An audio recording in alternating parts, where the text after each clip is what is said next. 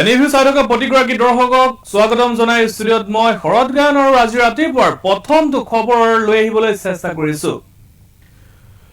Green বাছৰ উৎপাতত এতিয়া অতিষ্ঠ হৈছে ৰোগী কঢ়িওৱা এম্বুলেন্সো। সাধাৰণ ৰাইজ বাদ দিয়ক, ৰোগী কঢ়িওৱা এম্বুলেন্সকো এতিয়া সাইড দিবলৈ নোখোজে গ্ৰীণ বাছে, যাৰ বাবে এতিয়া যিসকল ড্ৰাইভাৰ এম্বুলেন্স চলায় সেইসকল ড্ৰাইভাৰো এতিয়া অতিষ্ঠ হৈ পৰা দেখিবলৈ পোৱা গৈছে। ৰাজপথত যান জঁটৰ সৃষ্টি কৰা এতিয়া মূল কাৰণ হৈ পৰিছে এইসমূহ গ্ৰীণ বাছ।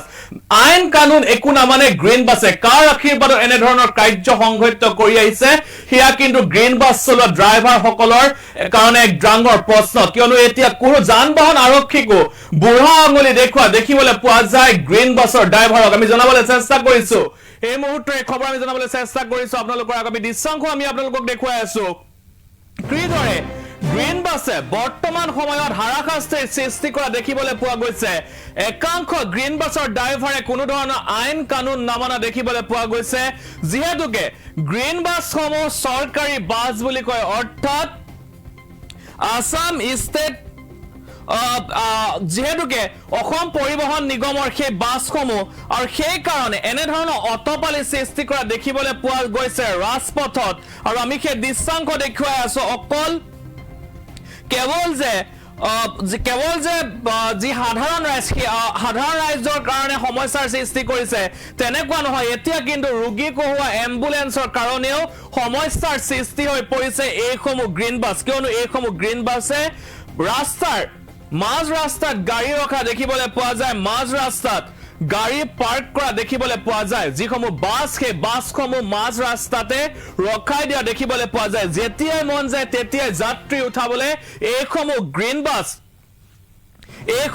বাছ ৰৈ দিয়া দেখিবলৈ পোৱা যায়। আমি সেই দৃশ্যাংশ আমি দেখুৱাই আছো, এগৰাকী ৰোগীৰ জীৱনক লৈ এতিয়া হেতালি খেলা আৰম্ভ কৰিছে এইসমূহ গ্ৰীণ বাছে। এম্বুলেন্সৰ চাইৰেন শুনিলেও এতিয়া চাইড দিবলৈ নোখোজে, অৰ্থাৎ এইসমূহ গ্ৰীণ বাছে এম্বুলেন্সৰ যদি যিহেতুকে যি নিয়ম আছে যে এম্বুলেন্সৰ যদি চাইৰেন শুনে, এম্বুলেন্স হলে ইমাৰ্জেঞ্চি সেৱা জৰুৰীকালীন সেৱা, এম্বুলেন্সক যদি চাইড নিদিয়ে তেতিয়াহ'লে সেইসমূহ বাহনৰ ওপৰত ফাইন কটা হয় বা জৰিমনা বিহা হয়। সেয়া কিন্তু কেৱল মাত্ৰ এতিয়া প্ৰযোজ্য হয় আপোনাৰ মোৰ বাহনৰ ক্ষেত্ৰতহে, এইসমূহ আইন প্ৰযোজ্য নহয় এতিয়া গ্ৰীণ বাছৰ ক্ষেত্ৰত। আমি সেই দৃশ্যাংশ আমি আপোনালোকক দেখুৱাই আছো কিদৰে এইসমূহ গ্ৰীণ বাছে ৰাজপথত তাণ্ডৱ সৃষ্টি কৰা দেখিবলৈ পোৱা গৈছে।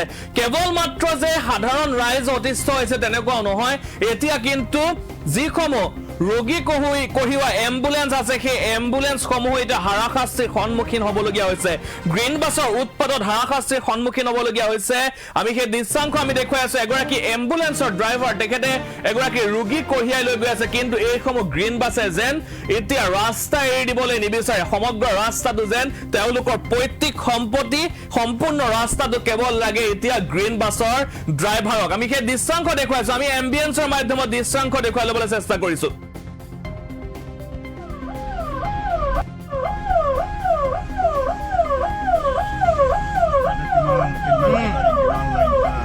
গ্ৰীণ বাছবিলাকে এনেকে ৰাস্তাটো ব্লক কৰি ৰাখি থৈ দিয়ে, যাৰ ফলত আমি পেচেণ্টবিলাক মানে কি লৈ যাওঁতে মৃত্যুৰ মুখত পৰিব লগা বাধ্য হৈ যায়। এনেকে গ্ৰীণ বাছে গোটেই ৰাস্তাটো কভাৰ কৰি দিয়াৰ ফলত মানে কি আমাৰ ৰোগী কিমান চিৰিয়াছ ৰোগী হয়, গোটেই ৰাস্তা কভাৰ কৰি থৈ দিছে। আৰু এইবিলাক চৰকাৰী বাছ বুলি কয়, এয়া চাওক মই আপোনালোক নাম্বাৰ প্লেট দেখাইছো, এইবিলাক কোনো ধৰণৰ চৰকাৰী বাছ নহয়। এয়া 01 আছে, এইবিলাক গ্ৰীণ বাছ কোনো ধৰণৰ চৰকাৰী বাছ নহয়। গোটেই গুৱাহাটী মহানগৰীৰ ৰাস্তাটো কভাৰ কৰি দিছে। এয়া চাওক এম্বুলেন্সত আমি পেচেণ্ট লৈ গৈ আছো, কিন্তু ইমাৰ্জেঞ্চি পেচেণ্ট এওঁলোকে এইবিলাক গাড়ীৰ কাৰণে গোটেই ৰাস্তা ব্লক কৰি দিয়ে। আমি যাব বহুত প্ৰব্লেম হৈ যায় এম্বুলেন্সৰ কাৰণে। গুৱাহাটী মহানগৰীখন এওঁলোকে আধা বুকিং কৰি ৰাখিছে ৰাস্তা। চাওক পেচেণ্টৰ অৱস্থা চাওক, আপোনালোকে চাওক আকৌ এখন আগত আহিছে গ্ৰীণ বাছ, খোজে প্ৰতি গ্ৰীণ বাছ, গোটেই ৰাস্তাবিলাক ব্লক কৰি ৰাখি দিয়ে এওঁলোকে। এই চাওক গুৱাহাটীখন যান জঁটৰ সৃষ্টি হোৱাৰ মেইন কাৰণেই হৈছে এই গ্ৰীণ বাছ। চাওক